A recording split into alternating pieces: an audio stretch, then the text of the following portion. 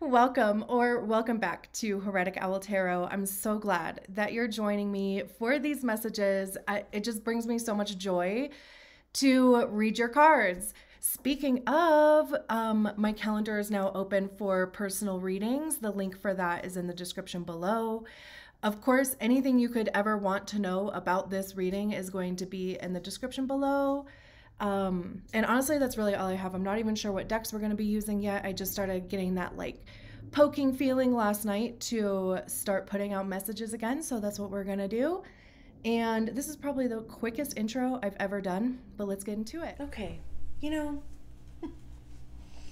I've actually already did a Taurus reading. And I'm doing another one because like that one, and I might post it. We'll see. But the reason why I'm doing another one is because that one seemed very personal. And I'm worried that I was projecting my own situation onto that reading. Because I'm a Taurus sun, so I don't know.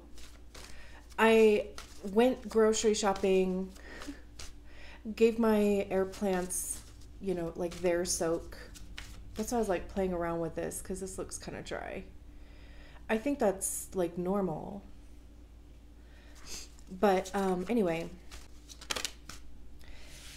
and I figured I would do another reading, and if the message was similar, I would even, like release both. I don't know. Anyway, like I said, there's no doubt that, we could all be experiencing a little bit of the same energies, right? But I don't want to project my own, situation. And I do try my best to, prevent that. So the fact that I'm feeling that way, I feel like also says something. So anyway, that's just an effort to be transparent. So we have affirmation for acceptance. I haven't seen this card come out yet. So there's this tornado going on here. This book, the title of it is Fate. The dice, that's a 7, that's a 10 on the corners. It's very interesting because, with this tornado going on and they're just like flying, it's like, is there something in your life that feels like a tornado? And it's almost like trying to decide like, okay, is this fate, right? Is this the best thing for me in my highest good? I kind of want to read the book on that, and I will. Let's just get the tarot cards out. We just need 6 tarot cards for Taurus. We have the 7 of Cups, 10 of Swords, Death. Interesting. 3 more. Oops. Hermit. Okay. The Knight of Cups and the Lovers. I feel like this one came out first, like it fell out first.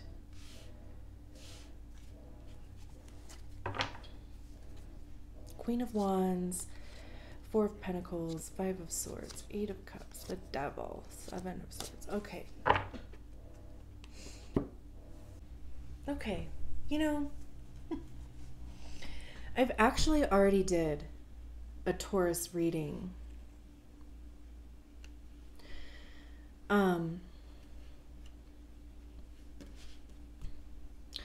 And I'm doing another one because like that one, and I might post it. We'll see. But the reason why I'm doing another one is because that one seemed very personal. And I'm worried that I was projecting my own situation onto that reading. Because I'm a Taurus sun, so I don't know. I went grocery shopping, gave my air plants, like their soak. That's why I was like playing around with this, because this looks kind of dry. I think that's like normal. But anyway,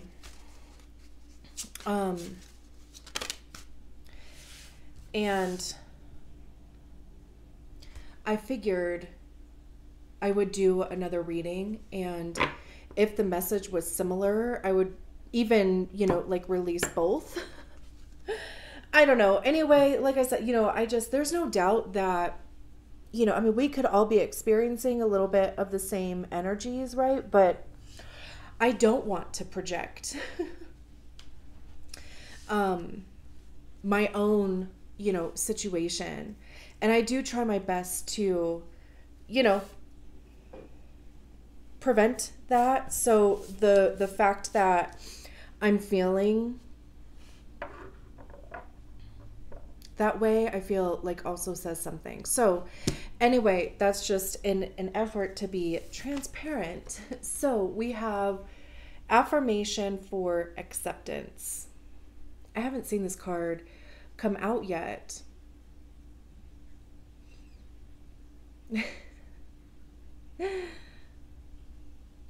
So there's this tornado going on here. This book, the title of it is Fate. The dice, that's a 7, that's a 10 on the corners.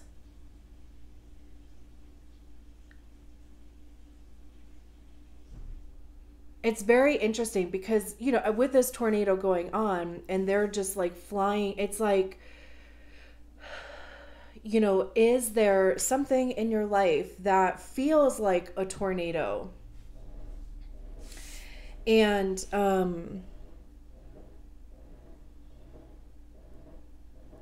it's almost like trying to decide, like, okay, is this fate, right? Is this the best thing for me in my highest good? I kind of want to read the book on that, and I will. Let's just get the tarot cards out. We just need 6 tarot cards for Taurus. We have the 7 of Cups, 10 of Swords, Death. Interesting. 3 more.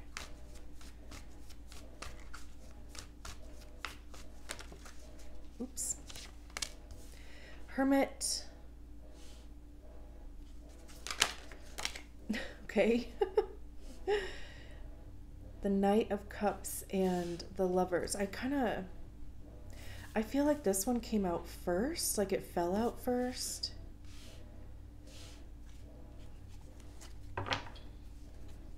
Queen of Wands, 4 of Pentacles, 5 of Swords, 8 of Cups, the Devil, 7 of Swords. Okay. Okay. So let's see. It's so interesting. These readings, I will tell you. What is this affirmation for acceptance?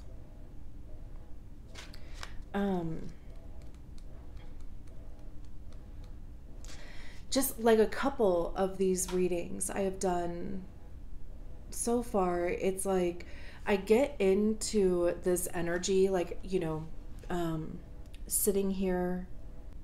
And it's hard to it's hard to determine if it's mine or if it's, the energy of whoever would see these messages, right? Because like I said, it's like no doubt that a lot of us are experiencing some of the same stuff, just obviously different, situations, people, experiences.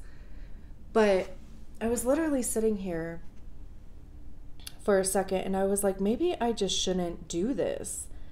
Like maybe I shouldn't do Taurus today, or maybe I shouldn't do any readings today. Basically, like if I can't get my shit together. It's also interesting because I feel like I'm cussing a lot more in these readings. And then I saw this video YouTube put out about profanity in videos. And I don't think I'm ever that bad, and I don't I don't feel like I drop F-bombs all over the place or anything like that, but I just kind of think that it's a bit funny. But anyway, and then I'm like, you know what? No, it's like this energy of like showing up exactly as you are, and that being okay, wherever you are, however you're feeling, right? It's like being okay with that. And also, just that feeling of like being wound up or anxious or, judging myself a lot, because like I said, I don't know if I was like projecting in that other Taurus message. And so I don't want to be projecting in this one. It's like too heady. There's too much mind stuff going on. So anyway, with that being said, let's move forward. Thanks for letting me vent. So it says, there is a prayer that says, God, grant me the serenity to accept the things I cannot change. Sometimes, no matter how hard we try, there are circumstances or realities that we can't alter. Illness, broken relationships, lost jobs. There are, unfortunately, plenty of things in our lives we can't fix. It can be difficult not to keep fighting, but sometimes battling the unchangeable just uses up energy and time that would be better used in more productive ways. Sometimes what we really need is simply the serenity to accept those things we cannot change and the wisdom to know when it is time to do so. Yeah, how perfect is that? And honestly, I probably will end up putting out the other Taurus message, because that one was about, the card that came out was accept love. So maybe for whatever reason, there just needed to be 2 Taurus messages this time around, and I'm here for it. So we start with the 7 of Cups, and the 7 of Cups is about options. It's a bit daydreamy too, but it's almost like literally putting all of your cards on the table and looking at things from a perspective of how we feel about them, because cups have to do with our emotions, how we feel about things. It's giving or receiving love, heart chakra.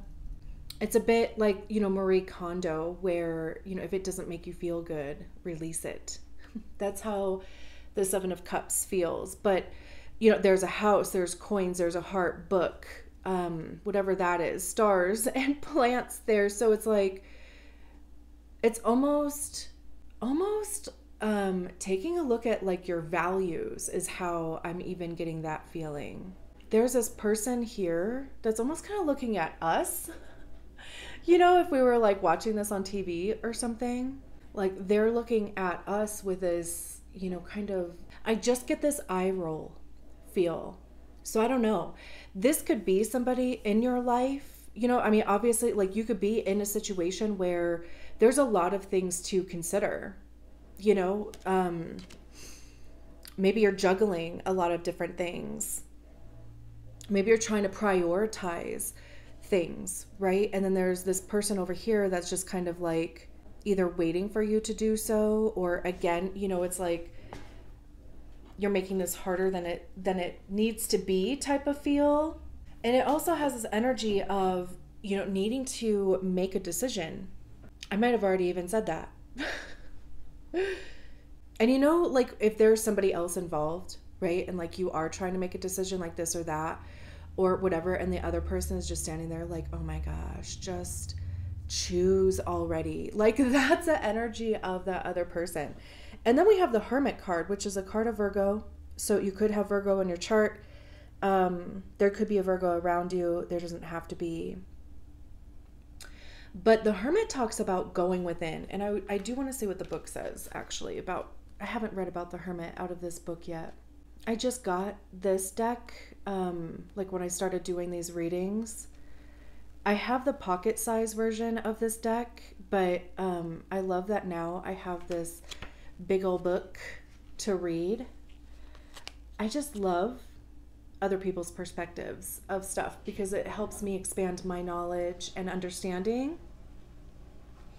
So this says, a witch sits in a clearing in the midst of dark woods. The only light comes from a bonfire in front of her.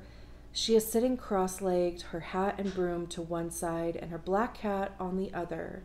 Her eyes are closed, but she is clearly meditating or listening, not sleeping. An owl is perched on a branch nearby. The mood is serene and quiet. You can tell that she is alone by choice, perhaps permanently, perhaps for only a night or two. There are times when you can only hear yourself think by removing yourself from the world for a bit. Maybe you need to take some time for yourself. Maybe you need a break from relationships or hectic jobs or anything else that involves people or noise. Maybe you just need to take a moment here and there to sit and be still. The Hermit reminds us that being alone is not the same thing as being lonely. And sometimes the best way to heal or learn is to do it by ourselves in silence. The Hermit is a good indication that it is time for you to be alone for a while. This isn't necessarily a bad thing. If life is so hectic that you can't seem to hear your own thoughts, perhaps you need a little peace and quiet.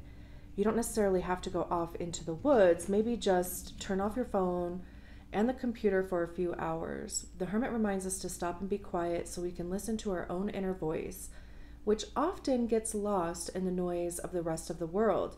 If your question involved romance, then the answer may be that now isn't the time for that. Sometimes what we really need is solitude and time to be fully present with ourselves. That's kind of interesting because the Lover's card is right next to it. But yeah, I mean, all of those things. It's kind of, and especially with it paired with the Seven of Cups, it's like, if the answer isn't a resounding yes, then it's either a no or not right now. And if you are able to not make a decision yet, like if you are able to sleep on it or take a couple days, do that. And of course, like even meditation, if you have a meditation practice or, it's kind of like allowing yourself to get quiet enough to hear the answer or the next step, or it's like getting out of your own way and almost just allowing things to unfold the way that they're going to. So I love that these two things are together. And it's also even too, like, the Serenity Prayer came out with this card. This would almost be the acceptance that this card was talking about. Instead of trying to fight against something, this would be the acceptance, which I know is like so effing hard. I think that's even a Taurus thing, to accept, and especially if it's something that is not necessarily like unfolding in the way that we want it to, or that we imagined it unfolding, or like going in a direction that we are just not happy with, to put it frankly. And then we have the Ten of Swords, and the tens are completion. So this is a completion in some capacity, good or bad, because it's not like it necessarily feels good, but it's kind of one of those things. And I used to hate this saying, it is what it is. I hate that saying. So this figure has 10 swords in their back. Swords have to do with our minds, our thoughts, our perceptions. It's also honesty, truth. It's like divine truth. There's a bit of communication in there. It's also our ego, because that's generally where we hear our ego, is in our minds. And our ego is created by the stories that we attach to experiences, right? So like being triggered by something is based on an old experience. So it's interesting because in this card, this figure is on the ground with these 10 swords in their back, and this person is running off. The cat is all defensive, but it's like they might be down, but they're not out. They're like reaching for their broom here. So it's like the good news is something or someone may be on their way out. And it's almost like they could be taking themselves out in some capacity. It could be the situation is taking them out. We don't have the Tower out here or anything like that. We do have the Death card out here, which is, that is an end. It doesn't necessarily have to be, obviously, a literal, but it's also like, a cycle is ending so that, like, one door is closing so that another one can open. And it's also with it having to do with our minds. It's like you have thought of every which way that this situation can go for you. And maybe sometimes it does take somebody else just, putting that final nail in the coffin, or, that straw that broke the camel's back, whatever other analogy, right? Like, or is that a metaphor? Whatever. Sometimes it does just take somebody else to fully, kind of end a thing. And it's interesting that it is paired with the Lover's card. If you want to go literal, the Lover's card is certainly about relationship. And actually, I'm going to whip out the book again, because I haven't read about that card in this deck yet either. Two witches stand in front of a bonfire holding hands. The smoke from the bonfire rises above them to form the shape of a female winged spirit. Her arms spread wide. In front of the witches sit two cats, their tails entwined to form a heart. I'm going to hold this up so you can see it, hopefully. Entwined to form a heart in the middle. The mood is loving and warm. There is love here, both on the physical plane and the spiritual plane, and the sense that no matter what, neither of these people will ever be alone. The Lovers isn't as simple a card as it may seem. Yes, sometimes it really means romantic love, but it can also be about the power that love brings to heal and protect. These witches have chosen to stand together. Maybe they are lovers in truth, maybe friends or siblings. More important, they are there together, making an otherwise mundane moment something magical. Because what is more powerfully magical than love? If you asked about love in the reading, then the Lovers may be the answer you were looking for, but it can also be about trust and love in general. Sometimes a Lover's card symbolizes all the pieces coming together in perfect harmony.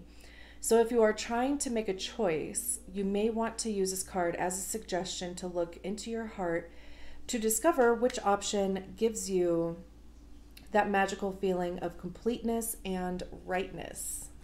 Love that, actually. Because too, it's like, if you're trying to make this decision on your own, and if there are other people involved in this situation, then it's like, there's an opportunity here to get them involved too. I also love, the protection bit. And then, like I said, we have the Death card. So Virgo is the Hermit, Gemini is the Lovers, and Scorpio is Death. So just throwing that out there. These are also both air cards. So these both have to do with like our inner mind, right? Which is also very interesting that they're like literally right in the middle. So the Death card, like I was saying, talks about, a cycle ending. There's something coming to a close or that it needs to.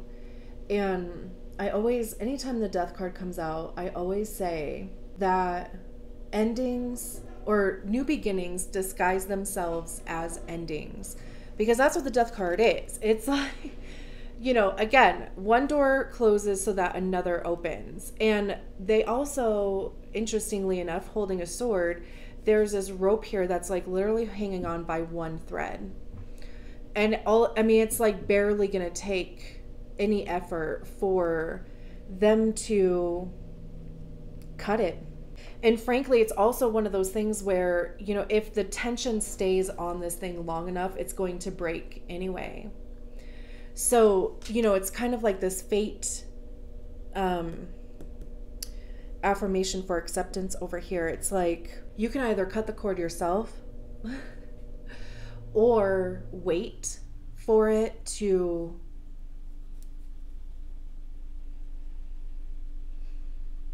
break itself. But also either way though, it's like there's an opportunity literally right behind it, because we have the card of opportunity like with it, which is the Knight of Cups. And this is an offer. This is some sort of offer coming into you. It could be an apology also. You know, again, with cups, knights are messengers. They're the ones that are actually out there, like, you know, doing the dirty work. But this could be you offering somebody your cup. This could be, you know, again, somebody offering you their cup. But there is this shark down here. So it's like there's a bit of delusion, but there's also like a bit of danger, or at least a warning. Maybe not like so. And speaking of delusion too, it's like almost like romanticizing something. So, you know, I mean, like there's nothing wrong with like a sprinkle of delusion. I feel like more of us need to, you know, like adopt a bit of delusion. However, you know, there is like that line where it becomes like, you know, a bit too imaginary, you know. And again, there's even like a thin line, but it's also like if you are basing something off of a romanticized idea that doesn't necessarily come from logic, fine, but also like find the logic within that thing, you know, like try to balance both. And I love that, you know, up here we have the Seven of Cups, you know, needing to make a decision, weighing all your options. We have the Ten of Swords. That's like, you know, I mean, you have really been thinking about these things, right? I mean, it has been just, you know, on repeat in your head to some degree. And the Death card saying, you know, okay, it's time to cut the cord from that. And then on this row, we have really going within, really looking within yourself to see like what is important to you, what, you know, and this is Earth also, you know, with Virgo, getting grounded. And then with the Lovers, you know, like about coming together, blending energies, making a decision, because the Lovers card is also about making a choice. And then this Knight of Cups is, you know, once you kind of go through this process, then it's like it's moving forward with this offer. And then we have the Queen of Wands at the bottom of the deck. And this is someone who, you know, like expresses themselves uniquely. There's a confidence aspect to her. I mean, they're literally sitting on top of a dragon here, right? Like Wands having to do with action, communication. This is also like, this to me has this card of like showing up and being seen exactly as you are. And this could even be the acceptance part, but it's like, make it you, like accept it, but accept it in your way also. The Four of Pentacles talks about holding on too tight. There's a discipline aspect to it, but this could also just be like this fear of trying things because of a lack or scarcity mindset. I mean, they're sitting on top of this chest, which we can assume has some coins in it. So there's nothing wrong with obviously like saving, you know, like your money or your time or whatever. But, we have this open window here. It's much like this death card where it's like there's a window of opportunity here. And it is going to kind of force you to release your grip a little bit. The Five of Swords. I see this card as being a battle of wits. I mean, again, there could be other people involved. There could be one person that has, majority control. This could be you or somebody else. And then one of these characters could be you or the other people in the situation. Fives are also transitionary energy. So it's, like they're not something to pitch a tent and get stuck in, but they do help us get from one point to the next point. The Eight of Cups. So we have this progression from the Seven of Cups to the Eight of Cups. This is making the decision because they're leaving behind these 8 cups and they're walking towards the Nine of Cups, which is wish fulfillment. We have the Devil card, the Seven of Swords, the Emperor. Again, even speaking of like control, it's like, the things that chain us. And even paired with the Seven of Swords being, behind it, this is like self-sabotage. This is fooling yourself. And that's what the devil is doing. Because like I said, right, so swords having to do with our ego. It's like all of those stories that we've attached to experiences and how they prevent us from taking risks or moving forward or expressing ourselves authentically. And with the Emperor, this could be a person in your life. This is Aries. It doesn't have to be a specific, it doesn't actually have to be an Aries, but it could be somebody who has authority in your life. And even with this Five of Swords, right, it could be that person. And then the Page of Cups behind there is about imagination, freedom, creativity. It's almost like co-creating, like creating what you want. The Star card, trusting the process. I see the Star card as being that space between where we manifest in the 5D and the physical 3D world. Like if you are trying to manifest it, then it is available to you. And that's in the 5D. So then you start taking steps in the 3D towards that manifestation. And at some point they meet in the middle. That's what I see the Star card as being. And then the World, another completion, but like an actual end of a cycle. Very interesting. I am going to leave it there. Thank you so much for allowing me to read your cards. I'll talk to you soon. Bye.